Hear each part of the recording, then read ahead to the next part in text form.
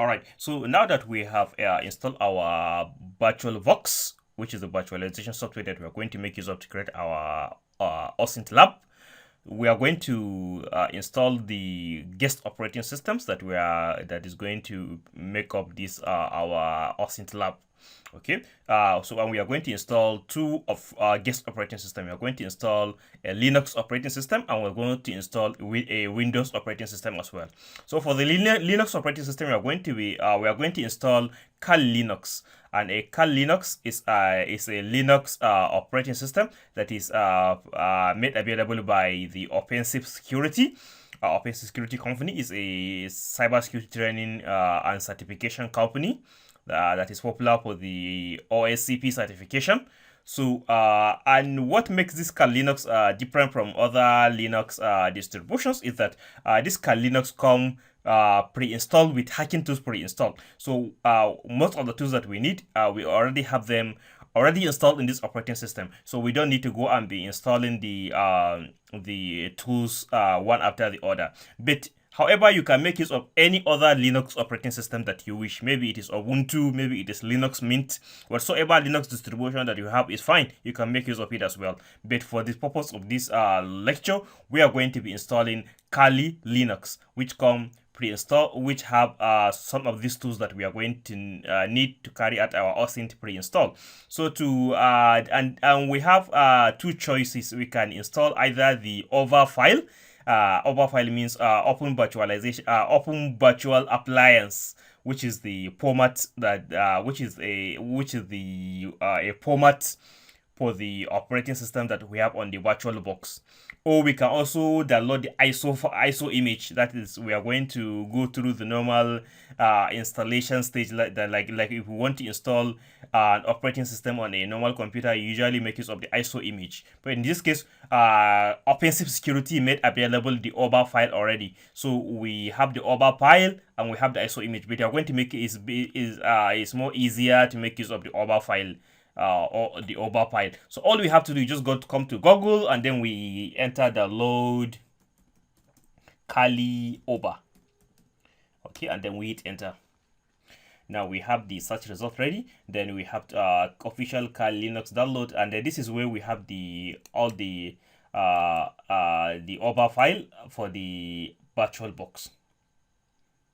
Alright, so download Kali Linux virtual images. We have Kali Linux virtual images for VirtualBox and for VMware as well. So since we are using VirtualBox as our virtualization platform, so I could just come here, Kali Linux VirtualBox images, and then I will click on this. And my computer system is 64-bit. So if you are using 32-bit operating system, then you download the 32-bit version. And also we have two choices. We can either click on this to download the OBA file straight away, or we can download it via torrent, making use of software such as Qubit Torrent to download it. But since I prefer downloading it just straight away using this, so I'll just click on this and I will go ahead and download it. But I already have it downloaded, so you just make sure you download your own and then we proceed. Okay, so now that I already have it downloaded, I'll just go to the download directory where I have it. Okay, so this is the Kali Linux 2020.2 version, and it is of 64-bit. Now to install it on my VirtualBox, all I have to do, I'll just double click on it. Okay, so now it has opened through the VirtualBox has opened the OBA file. So all we have to do installing the Kali Linux is very much easy. So we just install we go with the default settings. We just go with the default settings because the setting has already been configured on the OBA file. Okay, so here you can choose the destination folder where you want to install the Kali Linux. So here I'm installing it in my C drive, and there is a folder called virtual machines. Okay, so very easy, just accept the default. All you have to do is to click on this import. Okay, so we have some agreement that we have to sign. We just click on the agree and then we proceed. Now Kali Linux will now proceed to install on our Oracle VirtualBox virtualization platform. Alright, so Kali has finished booting and it has loaded. So we can now log in into the Kali Linux machine. And the default username and password for the fresh installation of Kali Linux is Kali Kali. So the username is Kali and the password is Kali. So I just come over here and then type Kali, and then the password is also Kali. And then I will click on the login button. Alright, so I have logged into the Kali Linux machine. And my first point of call is the terminal, because we usually make use of the terminal to interact with Linux operating systems. So I'll just come here and click on the terminal icon, and then the terminal will open. Alright, so I have my terminal. Okay, several terminals are open. Let me close one, and then just have one terminal is okay for me. Alright, close this. Oh, close this as well. Alright, so I have the terminal, which is the what I'm going to use to interact with this particular operating system. So the first thing, let me make sure that I'm properly connected to the network. So I'll just install the command sudo ifconfig, and then I will be able to know whether I have been connected to the network. Okay, so I have to enter a password. So sudo password for Kali, password is Kali. So I'll just enter Kali. Okay, so good. I'm connected to a network, and I've been issued with IP address 10.0.2.15. With the network interface ETH0. Okay, so ifconfig is just a command that will give me the IP address to check the IP address that my machine has been assigned with by the DHCP server. Okay, and sudo super users do is a command that I have to make use alongside the any command, since the account that I'm running on is not a root account. Normally, in the previous editions of Kali Linux, it usually come with root account. It usually come with root account, but now the latest editions of Kali Linux, the root account has been dropped, so it just normally come with a normal user account. So for me to run some commands, I have to make use of sudo. So I have to write sudo before writing the commands. So I have to write sudo ifconfig. Okay, so I've checked the IP address. Okay, very good. Now I can clear the terminal by the clear command.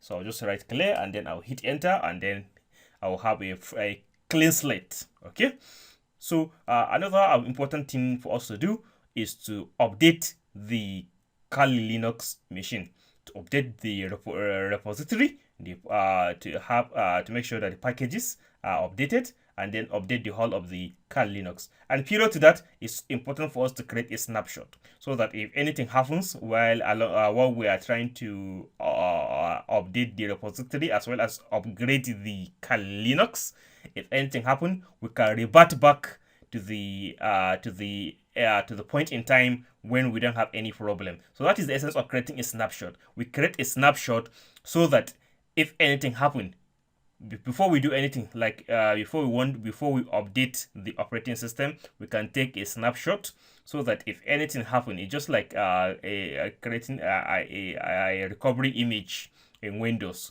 So we have that, so that if any problem occur, then we can go back, we can revert back to the point in time where we don't have that particular problem. So to create a snapshot, I'll just come over here to this menu machine, and then I'll write take snapshot. Okay, now I can assign the snapshot with a name. Let me say fresh installation, fresh install. So fresh install. Then I will click on OK, and then it will proceed to create a snapshot for me. Alright, a snapshot has been created for this Kali Linux. Now I can proceed to update the repository, and then also upgrade the Kali Linux. So before that, let me check to make sure that I have internet connectivity. So to check whether I have internet connectivity, I'm going to run this command: sudo ping -c 1, and then let me make use of any domain. Let me make use of google.com. So, and then I'll hit enter. So I have one packet transmitted or received, 0 packet. That means I have internet connectivity. Now I'm going to clear the terminal, and then I'll run this command to update the package repository: sudo apt update Okay, and then Y, so that if there's any prompt that require me entering agreeing to it, writing yes, and then I'll accept it. So that's why that is the what dash Y stands for. And then the other command is to upgrade the whole of the Kali Linux. So apt sudo apt upgrade, sudo apt full upgrade to fully upgrade the Kali Linux. So dash Y, and then I'll hit enter. So this will proceed to update the repository, the packages, to make sure that I have new packages.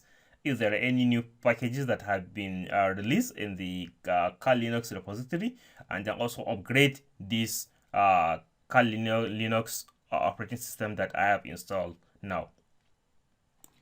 Okay, so Kali has now finished doing the update. Now I can simply power up the system. So to power up the system, I'll just issue the command sudo power up. So sudo power up. But before that, if I want to reboot the system, I can issue the command sudo reboot. But since I'm not rebooting now, I want to power up the system, so I just write sudo power up, and then it will prompt me for a password, and then I will enter the password, and then Kali will power up, shut down.